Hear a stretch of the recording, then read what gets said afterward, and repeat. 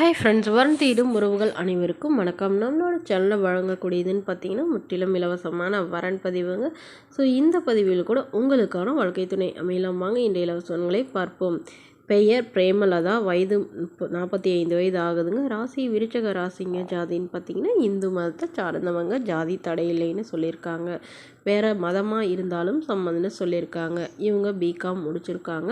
இவங்க பேக்கரி சொந்தமாக வச்சு நடத்திட்டு வராங்க. நல்ல ஒரு இன்கம் வரதா சொல்லியிருக்காங்க.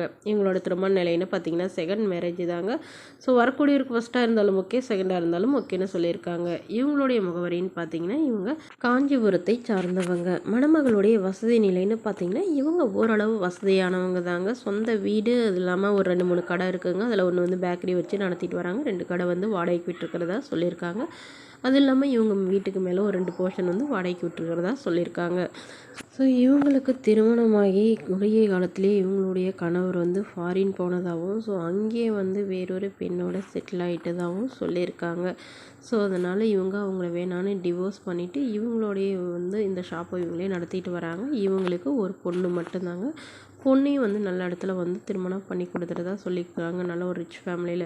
ஸோ அதுக்கப்புறம் இவங்க தனிமையில் தான் வசிக்கிறதுனால இவங்களுக்கு இப்போ துணையாக நல்ல ஒரு வரனை எதிர்பார்க்குறாங்க. ஸோ தன்னை நல்லா புரிஞ்சுக்கிறவராக இருக்கணும், என்னோட பொண்ணுக்கும் ஓரளவு சப்போர்ட் பண்ணுறவராக இருக்கணும்னு கேட்டிருக்காங்க. வரக்கூடியவருக்கு திருமணமாகி குழந்தை இருந்தாலும் ஓகே தான், நான் மனைவி இல்லாதவராக வேணும்னு சொல்லியிருக்காங்க. இந்த மணமகளை உங்களுக்கு பிடிச்சிருந்தா கீழே உள்ள வாட்ஸ்அப் நம்பரை தொடர்பு கொள்ளவும். அடுத்த வரன் பேர் பார்த்தீங்கன்னா ராதிகா, வயது 35 வயது ஆகுதுங்க. ராசி கன்னி ராசிங்க. ஜாதின்னு பார்த்தீங்கன்னா இந்து மதத்தை சார்ந்தவங்க. எந்த ஜாதியாக இருந்தாலும் சம்மந்தம்னு சொல்லியிருக்காங்க. படிப்பு 12ஆம் வகுப்பு முடிச்சிருக்காங்க. இவங்க சூப்பர் மார்க்கெட்டில் வேலை பார்த்துட்ருக்காங்க. மாதம் ஒரு 15,000 சம்பளம் வாங்குறதா சொல்லியிருக்காங்க. இவங்களோட திருமண நிலைன்னு பார்த்தீங்கன்னா இவங்களுக்கு செகண்ட் மேரேஜ் தாங்க. ஸோ வரக்கூடியவருக்கு ஃபஸ்ட்டாக இருந்தாலும் ஓகே, செகண்டாக இருந்தாலும் ஓகேன்னு சொல்லியிருக்காங்க. இவங்க மதுரையில் வசிக்கிறாங்க. மணமகளுடைய வசதி நிலைன்னு பார்த்தீங்கன்னா இவங்க சாதாரண குடும்பத்தை சார்ந்தவங்க தாங்க. ஒரு சொந்த வீடு மட்டும்தாங்க இருக்கிறது, ஓட்டு வீடு தான் இருக்கிறதா சொல்லியிருக்காங்க. இவங்க அம்மா அப்பா வீடு தாங்க. இவங்களுக்கு உடன் பிறந்தவங்க 2 அக்காங்க. ஸோ அவங்களுக்குலாம் திருமணமாகி அவங்களாம் ஓரளவு வசதியெல்லாம் இருக்கிறதா சொல்லியிருக்காங்க. ஸோ அதனால் இந்த வீடை இவங்களுக்கே கொடுத்துட சொல்லிட்டு தான் சொல்லியிருக்காங்க.